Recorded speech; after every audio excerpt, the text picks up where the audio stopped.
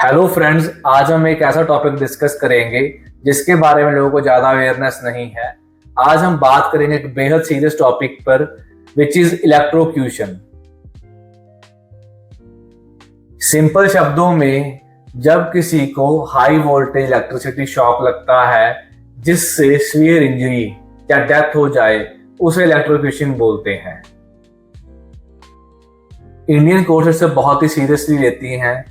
जब electricity board या power corporation की नंगी तारों या पोल्स के कारण आम जनता का नुकसान हो जाए तो कोर्ट स्ट्रिक्ट लायबिलिटी का प्रिंसिपल लगाकर विक्टिम या उनकी फैमिली को कॉम्पनसेट करती है। How it can be avoided. अगर कोई टूटा हुआ वायर, लूज कनेक्शन या झुका हुआ पोल देखे तो तुरंत इलेक्ट्रिसिटी डिपार्टमेंट को रिटर्न कंप्लेंट दें या फिर ईमेल भेजें। बारिश के मौसम में ट्रांसफार्मर्स और पोल से एक सेफ डिस्टेंस मेंटेन करके चलें। अगर अनफॉर्चुनेटली कोई एक्सीडेंट हो जाए तो क्या स्टेप्स लेने चाहिए। फर्स्ट, विक्टिम को हॉस्पिटल एडमिट करवाएं, मेडिकल रिकॉर्ड और बिल्स की कॉपी संभाल के रखें। सेकंड, पुलिस स्टेशन में एफआईआर या डीडीआर लॉन्च करवाएं। थर्ड, डिसेबिलिटी बोर्ड से डिसेबिलिटी सर्टिफिकेट बनवा लें। अगर लीगल एक्शन लेना है तो उसके टाइम लिमिट क्या है। अगर एक्सीडेंट में डेथ अगर हुई है तो लिमिटेशन 2 साल का है। अगर एक्सीडेंट में इंजरी अगर हुई है तो लिमिटेशन 3 साल का है। Where victim should file the case. आमतौर पर लोग लोअर कोर्ट्स में सिविल सूट फाइल करते हैं जहां सालों लंबा ट्रायल चलता है, लेकिन इसका एक faster and better route available है, writ petition in the high court under article 226। अगर बेसिक फैक्ट क्लियर है, एफआईआर या डीडीआर में नेग्लिजेंस एस्टैब्लिश हो रही है, तो as per supreme court, high court under article 226 victim या उसकी फैमिली को डायरेक्टली कॉम्पनसेट कर सकती हैं। अब सबसे बड़ा सवाल, कॉम्पनसेशन कितना मिलता है। यह डिपेंड करता है विक्टिम की age, income and percentage of disability पर।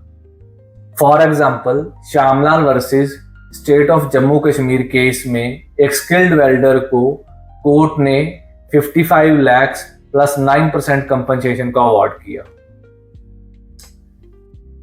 यहां एक बहुत बड़ा मिथ तोड़ना जरूरी है। समटाइम्स डिपार्टमेंट विक्टिम या उनकी फैमिली को एक छोटा सा अमाउंट देकर बोलते हैं as per departmental policy ex gratia 1 lakh से 3 लाख तक दिया जा सकता है।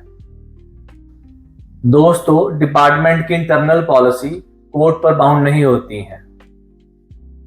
इन केस ऑफ एक मार्वल, तमिलनाडु बोर्ड ने 1 लाख की डिपार्टमेंटल पॉलिसी का हवाला दिया, बट कोर्ट ने उनके कंटेंशन को रिजेक्ट किया और अपने जजमेंट में लिखा कि विक्टिम को एक जस्ट एंड रीजनेबल मुआवजा मिलना चाहिए। Pro tip for lawyers. जब भी कोई सीवियर इंजरी या एम्पुटेशन का केस आता है, हम एडवोकेट्स ऑटोमेटिकली एमएसीटी का फॉर्मूला अप्लाई करने लगते हैं। But here is a catch, electrocution cases में आपको एमएसीटी की तरह फॉर्मूला अप्लाई करने की जरूरत नहीं है। इसके लिए ऑनरेबल सुप्रीम कोर्ट का रमन वर्सेस यूएचबीवीएनएल का लैंडमार्क जजमेंट हमेशा याद रखें। इस केस में ऑनरेबल सुप्रीम कोर्ट ने एमएसीटी के मल्टीप्लायर मेथड को अडॉप्ट करने से मना कर दिया और honourable Punjab and Haryana high court के सिंगल जज के 60 लाख ऑफ लमसम अमाउंट के फैसले को रिस्टोर किया।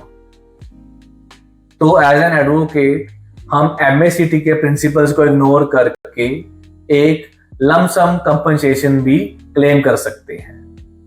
लॉ में स्ट्रिक्ट लायबिलिटी का प्रिंसिपल हमेशा पब्लिक फेवर में काम करता है। अपने राइट्स को पहचाने, डिपार्टमेंटल पॉलिसीज के एक्सक्यूजेज में ना आए। अगर आपको ये लीगल अवेयरनेस वाली वीडियो अच्छी लगी तो इसको लाइक और शेयर जरूर करें ताकि किसी जरूरतमंद के काम आ सके। Thank you for watching.